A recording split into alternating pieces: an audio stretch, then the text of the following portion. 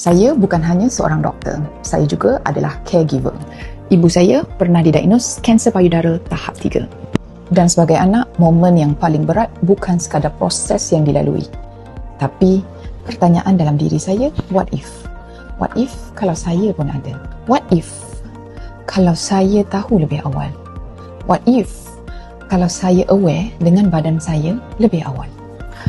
Pengalaman itu mengajar saya peduli bukan sekadar menjaga orang lain, tetapi jaga diri sendiri sebelum terlambat. Dan saya menyambut baik usaha Nivea Moments of Care tahun ini. Anda boleh mula dengan step yang sangat mudah. Anda scan QR di bawah ini dan belajar cara buat breast self-examination.